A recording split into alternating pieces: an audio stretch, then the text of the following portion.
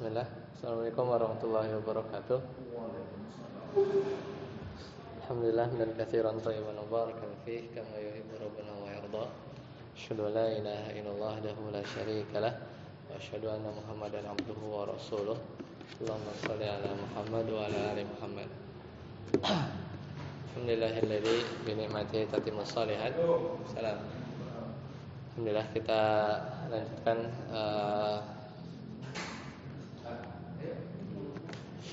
kita masuk bab baru ya.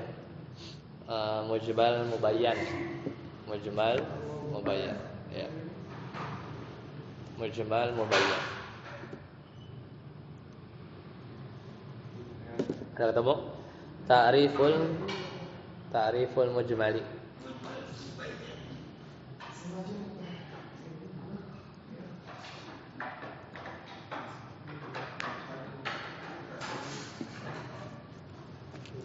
Dah, dapat? Ya. Ya, qala al-musannif berkata Syekh Shalih Al-Utsaimin, kata beliau al-mujmalu wal mubayyan. Kita masuk bab baru ya. Terakhir kita sudah selesai di pembahasan mutlak sama muqayyad. Sekarang kita masuk ke mujmal dan mubayyan. Qala al-musannifu ta'riful mujmal. Definisi mujmal. Al-mujmalu lughatan al-mubhamu wal majmu'. Jadi mujmal secara bahasa itu artinya apa? Al-mubham. Mubham itu masih samar ya. Masih samar. Atau majmu'. Mujmal juga dimaknai dengan al-majmu', yaitu yang dikumpulin ya, yang dikumpulkan. Itu secara bahasa. Wastilahan, adapun secara istilah, ma yutawaqqa'u fahmul muradi minhu, yaitu sesuatu. Jadi mujmal itu sesuatu yang pemahamannya atau yang dimaksudkannya itu ya fahmul muradi minhu ala ghairihi, yaitu didasarkan kepada sesuatu yang lain. Jadi dia baru terpahami maksudnya lafaz, misalnya dikatakan lafaznya mujmal. Nah, itu mujmal itu dia baru dipahami ya ala ghairihi kalau disandarkan kepada sesuatu yang lain. Imma fi ta'yinihi, bisa jadi dengan ditakyin, dibikin spesifik. Jadi mujmal terus akhirnya dia jadi, nah itu nanti ada lawannya mubayyan. Mubayyan itu sudah jelas gitu kan. Mujmal itu ya masih mujmal, masih umum gitu ya. Masih samar, bukan umum, samar, mubham atau majmu'. Nah, dia bisa jelas sampai ada yang bikin dia jelas. Makanya imma fi ta'yinihi, bisa jadi itu berupa ya menspesifikkan sesuatu, au bayani sifatihi, atau yang mujmal itu yang masih samar tadi itu menjadi ngerti kita maksudnya setelah bayani sifatihi, setelah sifatnya itu dijelasin ya. Au miqdarihi, atau dijelaskan kadarnya, Jadi nanti dalam nas syariat kita, baik itu Al-Qur'an ya hadis, itu ada lafaz-lafaz yang mujmal ya. Kadang masih samar maksudnya apa gitu kan. Nah, nanti baru diperjelas ya dengan lafaz yang lain, itu biasanya disebut mubayyan. Makanya ini nama babnya apa? Al-mujmalu wal mubayyan. Jadi kayak mirip-mirip am sama khas gitu kan. Kalau am umum, khas khusus. Agak beda. Sama yang sebelumnya kemarin apa? Mutlak, muqayyad. Mutlak ya kalau ya mutlak nggak dibatasin. Kalau muqayyad dibatasin dengan qaid-qaid ya. Nah, ini lain lagi nih, mujmal mubayyan. Mujmal samar, mubayyan itu jelas. Ada bayannya, ada penjelasannya. Nah, dengan contoh kita akan paham.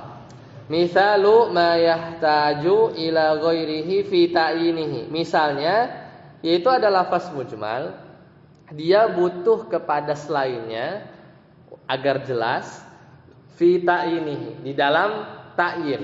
Ta'in itu penunjukannya. Jadi spesifik dia. Nah, tadinya mujmal jadi karena di ta'in jadi jelas. Yaitu misalnya firman Allah Taala, qauluhu Ta'ala ya di surat apa? Al-Baqarah 228, Allah Taala berfirman, wal mutallaqatu yatarabbasna bi anfusihinna salasata quru. Dan perempuan-perempuan yang ditalak yatarabbasna bi anfusihin, maka dia mesti nahan dirinya. Berapa lama? Salasata quru. 3 quru. Quru di sini 3 haid ya, atau 3 suci ya, atau 3 suci. Ya, jadi ada perbedaan pendapat di pembahasan fikih. Kita lagi bahas usul fikih ya. Kita nggak detailkan fikihnya, tapi memang ada 2 pendapat. Ada yang bilang quru di sini adalah suci, ada yang bilang haid. Ya. Kalau quru dimaknai haid, maka jadinya masa iddahnya panjang. Karena nanti kan dia ditalak. Jadi kalau talak yang sunnah itu nggak boleh harus dalam keadaan suci dan belum disetubuhi, baru talak. Itu yang benar begitu. Ya, talak yang sunnah. Tapi kalau talak yang haram, ya, atau para ulama menyebutkan talak yang bid'ah itu ketika masa suci tapi udah digaulin dulu baru ditalak. Nah, jadi buat cewek yang perempuannya itu jadinya terzolimi dia. Harusnya masa iddahnya bentar, gara-gara dia suci sih, cuman suci sih terus ditalak, tapi udah di dalam tanda kutip dipakai dulu gitu kan jadi susah. Kan salah satu fungsinya quru ini kan memastikan nggak ada janin kan, ya nggak ada janin. Kadang haid pertama gitu ya, mestinya udah bersih gitu ya, tapi kadang untuk memastikan gitu ya, dan juga tentunya ada hikmah ya kenapa 3 quru, karena di masa iddah ini suami boleh balik lagi kalau talaknya baru talak 1. Jadi boleh rujuk ya tanpa perlu akad baru, mahar baru. Ya makanya dipanjangin gitu kan biar merenung gitu kan. Dan wanita yang ditalak iddah itu masih harus satu rumah ya, karena belum cerai ya. Belum resmi cerai. Nah, resmi cerai itu setelah masa iddahnya habis. Makanya masih statusnya masih suami istri, masih wajib dinafkahi ya selama salasata quru ini. Nah, poinnya di sini apa yang mujmal mubayyannya itu adalah fa'inal qur ya qur'u ya, atau ya fa'inal qur'a lafdzun mushtarikun. Maka kan di sini wal mutallaqatu yatarabbasna bi anfusihinna salasata quru. Nah, lafaz quru ini lafzun mushtarak, lafaz yang mushtarak. Mushtarak itu kadang quru itu maknanya haid, kadang quru itu maknanya suci. Jadi ada enggak kita dalam bahasa Indonesia satu lafaz yang kadang maknanya A, kadang maknanya B, apa ya contohnya ya? Itu namanya lafaz mushtarak. Kita punya lafaz yang kadang dia maknanya apa ya, bisa misalnya bisa tuh kadang bisa I can do it ya, saya bisa melakukannya gitu ya, I am able to apa gitu kan, atau bisa maksudnya bisa ular. Nah gitulah kurang lebih mungkin ya. Jadi ya benar, kalau di bahasa Indonesia itu berarti lafaz bisa itu lafzun mushtarak ya, jadi dia lafaz kadang dipakai maksudnya maknanya adalah kemampuan, bisa gitu ya. Kadang maknanya cairan yang beracun yang keluar dari ular gitu kan. Nah, itu namanya lafzun mushtarak. Nah, quru atau quru itu jamak ya, tapi kalau mufradnya itu al-qur'u ya. Maka itu lafzun mushtarak bainal haidhi wat tuhur ya. Jadi kadang quru itu orang-orang Arab maksudnya haid. Kadang orang-orang Arab juga maknain juga sebagian suci ya, sebagian suci.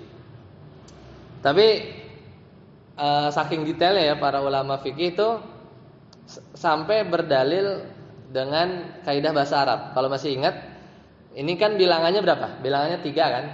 3 kuru. Kalau bilangan 3 itu kan antara adat itu bilangan, masih ingat ya? Adat itu bilangan sama ma'dud itu terbilang, berarti bilangannya apa? Salasa. Itu adatnya. Kalau ma'dudnya terbilangnya kuru. Ya. 3 buku, berarti kan 3-nya bilangan, ya. Kemudian bukunya itu ma'dud terbilang, ya terbilang. Nah, kalau di angka 3 sampai 9, masih ingat kan antara adat sama ma'dud kalau di bahasa Arab harus kebalikan. Harus berkebalikan antara muannas mufradnya. Jadi kalau adatnya cewek, ini kan cewek nih, salasah, kan salah satu nih. Si adatnya, berarti ma'dudnya itu harus mudzakkar, harus cross kan? Kalau masih ingat ya di pembahasan bilangan di bahasa Arab, kalau untuk satuan 3 sampai 9 itu antara adat sama ma'dud itu harus kebalikan, harus kebalikan. Berarti salasahnya muannas. Berarti kuru di sini apa? Kuru ini mudzakkar. Nah, sekarang lihat aja al-haid, lafaz al-haid sama lafaz at-tuhur suci, itu mana lafaz yang muannas, mana yang lafaz mudzakkar? Tuhur yang mudzakkar. Haid, al-haid itu lafaz muannas karena haid itu cuma bisa di cewek, ya kan? Meskipun nggak ada tak marbutohnya. Al-haid itu dia dihukumi lafaznya muannas, ya. Meskipun nggak ada tak marbutohnya. Kenapa? Karena yang bisa haid itu cuma perempuan. Berarti kalau salasah muannas kuru, ya, kuru ini mudzakkar. Ini kan jamak ya. Berarti al-qur'u itu berarti dihukumi mudzakkar. Berarti cocokannya al-qur'u itu cocoknya ke tuhur. Kan sama-sama mudzakkar kan? Nah, makanya diantara ada yang beristinbat bahwa kuru di sini suci. Kok suci? Iya, lafaz kuru ini mudzakkar. Nah, jadi padanannya at-tuhur. Ya, bukan haid. Meskipun ada juga yang berpendapat haid, tapi cara pendalilannya bukan dari sisi bahasa Arab. Nah, karena ini mustarak, fayahtaju fi ta'yini ahadihima ila dalilin. Nah, maka karena lafaznya mustarak, berserikat, ya kan, apa nih, haid apa tuhur ya? 3 haid apa 3 suci, kan beda konsekuensinya. Kalau 3 haid berarti haid suci, haid suci, haid. Nah, pas habis haidnya kelar, nah baru pas haidnya kelar. Tapi kalau suci, ya, kalau hitungannya haid lebih panjang tuh.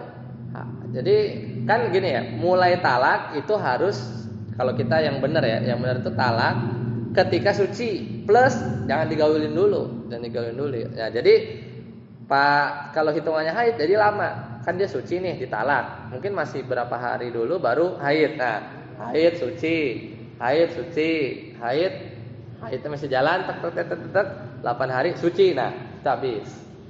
Beda dengan kalau yang manain kuru itu suci. Berarti pas dia ditalak belum disetubuhi, kamu saya talak. Kan lagi suci tuh. Nah, itu dihitung suci haid. Jadi ngitungnya udah pas dari sucinya dia. Suci haid, kan belum disetubuhi kan? Suci haid, suci tek. Udah haid, udah habis. Ya, udah apa? Masa iddahnya habis. Jadi lebih cepat. Lebih cepat. Ya, jadi memang kalau apalagi ditalak saat haid itu malah bukan yang benar itu ya. Sebenarnya harusnya suci dan itu pun enggak boleh disetubuhi ya. Nah, maka membutuhkan kepada dalil. Untuk apa? Untuk menentukan kuru ini sebenarnya haid apa tuhur gitu kan. Nah, ini mau ngasih contoh aja. Jadi mau ngasih contoh lafaz itu mujmal ya. Jadi masih kayak apa mujmal tadi secara bahasa? Mubham, samar atau majmu. Secara istilah tadi apa? Lafaz yang pemahamannya itu baru bisa dipahami maksudnya ala ghairihi, kalau didasarkan pada hal yang lain.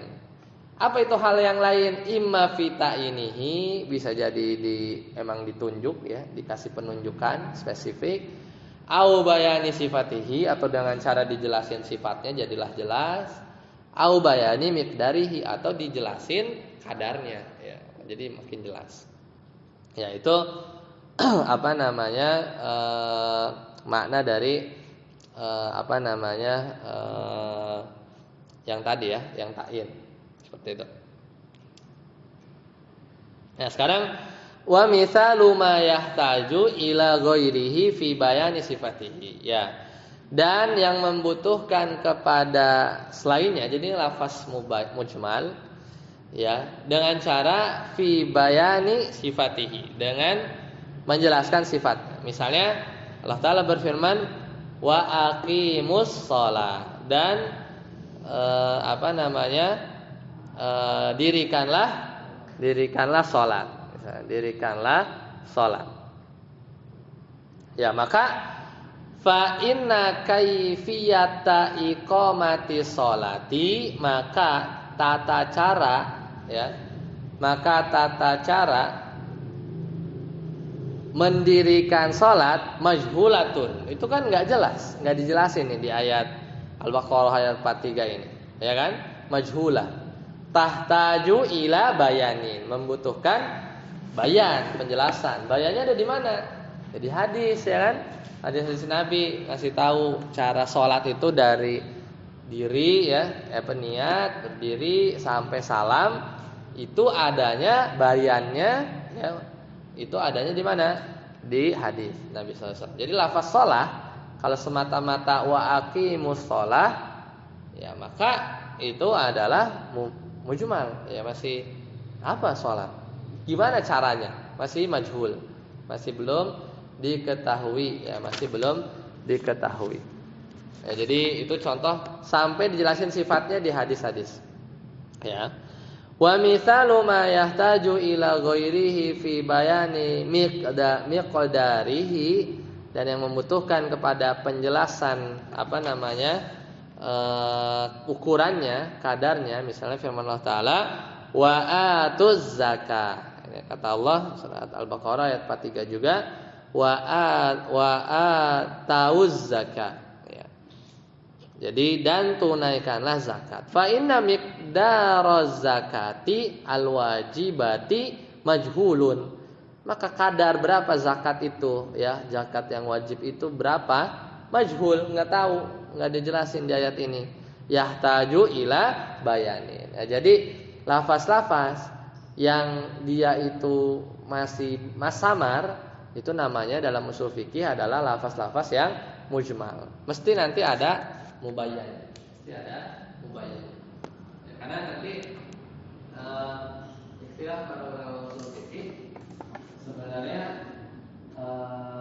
apa namanya nggak ada tuh lah apa namanya mujmal itu ya, maksudnya pasti nanti ada penjelasannya gitu, karena kalau kita dibiarkan gitu ya, dibiarkan dengan lafaz-lafaz mujmal terus nggak ada penjelasannya, terus ya jadinya kita nggak bisa mengamalkan kan, gimana sholat ya, gimana juga zakat itu kadarnya berapa ya, itu kan kita jadi nggak bisa apa namanya mengamalkannya.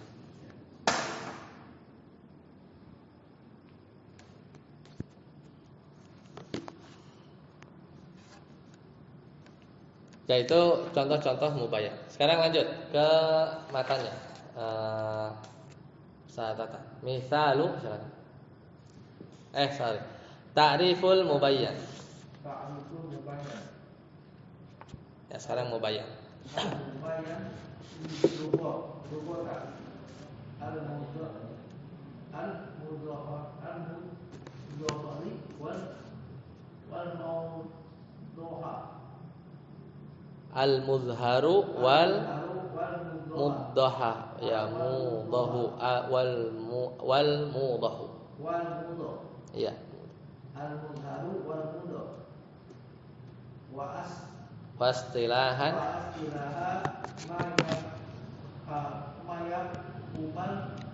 ma yufhamu marada minhu. Al-muradu minhu lima bi aslil wad'i au ba'dil au ba'dat tabini. Al-ba'dat tabini. Ya. Misalu ma ma yufhamu muradu minhu bi aslil wad'i lafzu sama'i ardun jabalun adlun zulmun sidqun kalimatu wa nahwuha mafhumatun bi aslil wad'i ahtaju ghairi kan ila ghairiha fi bayani maknaha. Ya, itu dulu. Nah, sekarang mubayyan. Mubayyan ini ya kebalikan mujmal. Ya, mubayyan secara lughah, secara bahasa artinya al-mudhhar ya. Yang ditampakkan, wal mudhah yang dijelaskan. Adapun secara istilah satu lafaz ma yufhamul muradu minhu yang maksudnya itu dipahami imma bi aslil wad'i yaitu bisa dengan cara memang dari sananya kita udah misalnya dikasih lafaz apa kayak tadi contohnya gunung ya gunung dari ngerti lah orang nggak usah gunung itu apa gitu ya atau langit ya tahu maksudnya nggak perlu sesuatu yang dari asal kata itu ada yaitu menunjukkan hakikatnya langsung gunung ya menunjukkan gunung gitu kan au ba'dat tabyin atau ya satu lafaz yang baru jelas setelah ditabyin dikasih penjelasan ya. Nah di sini dikasih contoh misalu ma yufhamul muradu minhu bi aslil wad'i contoh yang baru dipahami maksudnya itu memang secara asal kata itu ada. Misalnya lafaz sama, langit, ardun, bumi, jabalun, gunung, adlun, keadilan, ya, zulmun, kezaliman, sidqun, jujur. Ya udah itu lafaz-lafaz yang udah mubayyan, memang udah jelas dari asal katanya itu ya hakikatnya itu gitu kan. Beda kayak tadi as-shalah, az-zakah. Emang gimana detailnya itu perlu bayan tuh ya, perlu dispesifikin lagi gitu kan.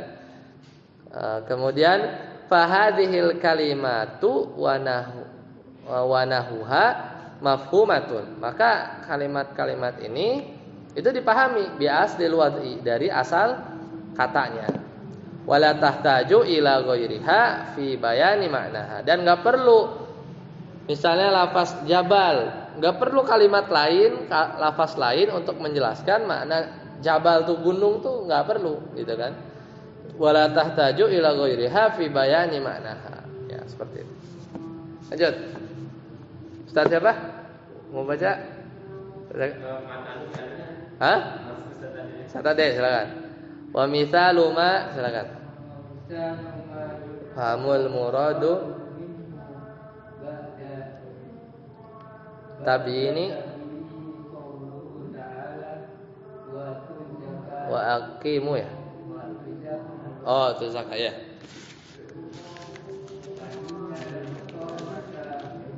Al-ita'a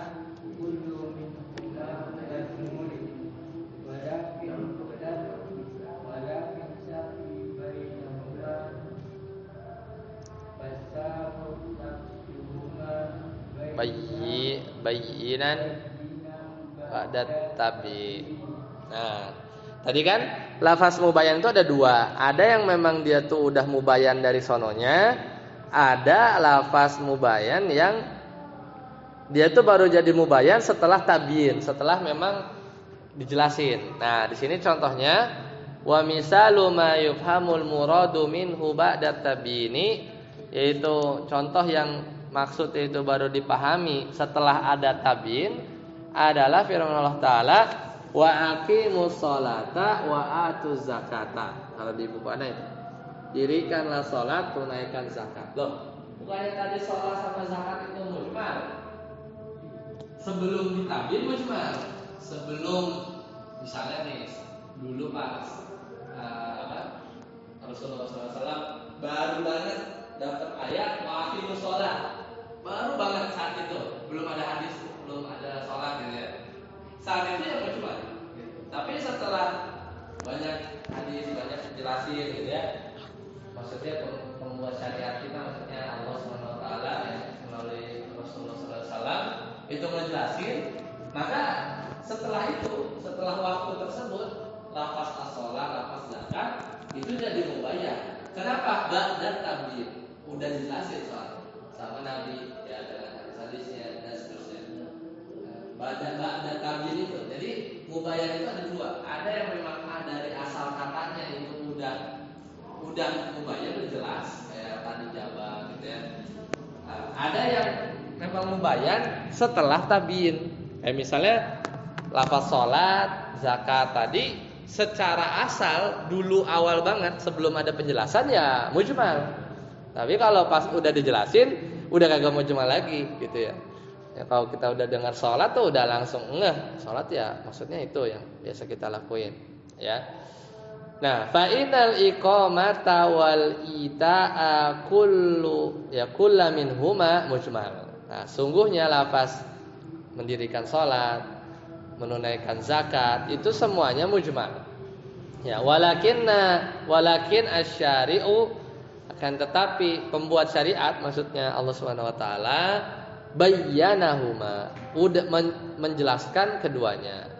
Fasara, maka jadilah lafzuhuma bayyinan ba'da tabyin. Maka kedua lafaz tersebut itu menjadi jelas ya setelah tabyin, setelah dijelasin ya, setelah dijelaskan oleh pembawa syariat ya Nabi melalui ya Allah melalui Nabi Muhammad SAW seperti itu ya. Itu contoh.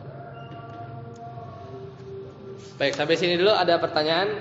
Kalau nggak kita lihat contoh-contoh yang lain ya. Kita ulang sedikit.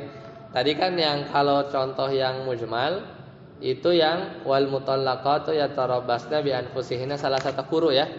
Itu contoh satu ya. Maka mana yang mujmalnya itu tadi lafaz al-qar'unya ya. Secara bahasa Arab dia lafaz mustarak. Bisa dimanain haid, bisa dimanain suci, maka dia perlu penjelasan. Nah, contoh lain masih ngomongin mujmal ya. Kita mundur sedikit, tambahan-tambahan contohnya. Ini datang dari hadis Nabi sallallahu alaihi wasallam. Kata Nabi begini. Ini hadis rawahul Bukhari. Kata beliau, la sholata ba'da subhi, enggak ada salat ba'da subhi hatta tatlu'us syamsu. Ya. Enggak ada salat kata Nabi nih dalam hadis Imam Bukhari, enggak ada salat setelah subuh sampai matahari terbit. Begitu lafaznya.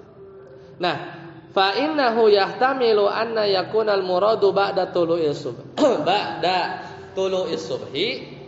Kan lafaznya begini, enggak ada salat setelah subuh sampai terbit matahari. Lah, ini lafaz mujmal nih. Masih mujmal. Karena bisa aja maksudnya itu adalah tidak ada sholat setelah terbit subuh, maksudnya fajar. Nggak ada sholat nih setelah terbit subuh.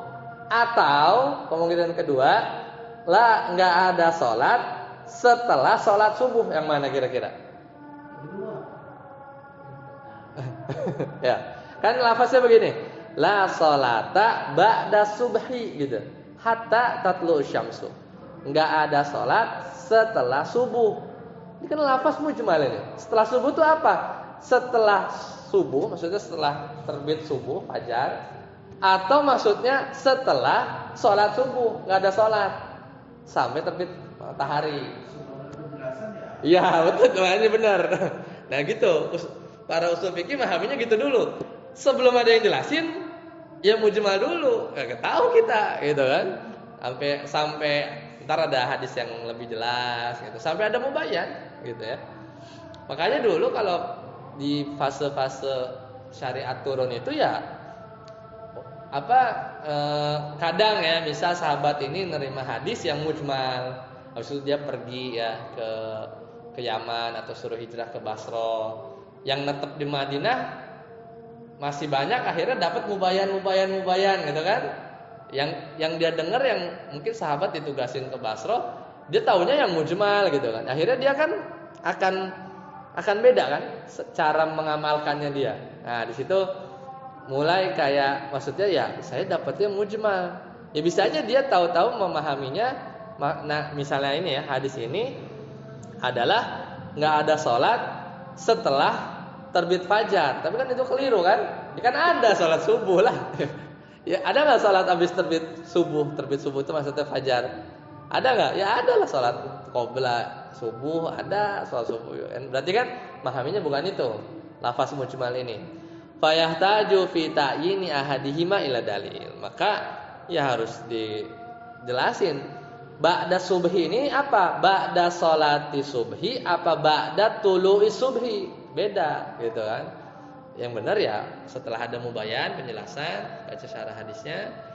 Ya maksudnya ada hadis-hadis lain, itu maksudnya enggak ada sholat setelah sholat subuh. Oh berarti hadis ini tuh yang mujmal ini dijelasin la sholata ba'da sholati subhi gitu ya. Meskipun ada ya kalau kita, tapi pengecualian kalau kita biasa qobla subuh nggak dapat gitu kan, untuk siangan atau nggak dapat, bisa kan langsung seketika habis sholat subuh sholat qodho si qoblanya, atau nanti agak-agak nunggu udah terbit fajar gitu ya. Seperti itu ya. Itu contoh yang itu ya, contoh yang hadis Nabi sallallahu alaihi wasallam.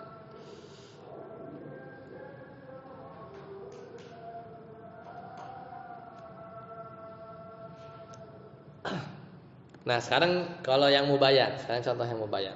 Tadi kan mubayyan jelas ya. Mubayyan ada dua. Tadi mubayyan itu ada yang memang mubayyan dari asal katanya, jabal sama itu kan. Orang nggak nanya lagi, gunung, jabal, jabalun. Ya udah jabal, ngerti, orang Arab juga ngerti. Jabal tuh gunung gitu kan, nggak perlu pakai mikir, perlu mubayyan, enggak kan? Nggak perlu kan? Nggak perlu penjelasan gitu ya. Nah, yang kedua ada yang memang mubayyan ba'da tabyin, setelah dijelasin jadilah mubayyan, nggak jadi mujmal lagi, gitu ya, nggak jadi mujmal lagi. Nah, di sini contohnya ya, di sini tuh ada tapi rada panjang sih ya.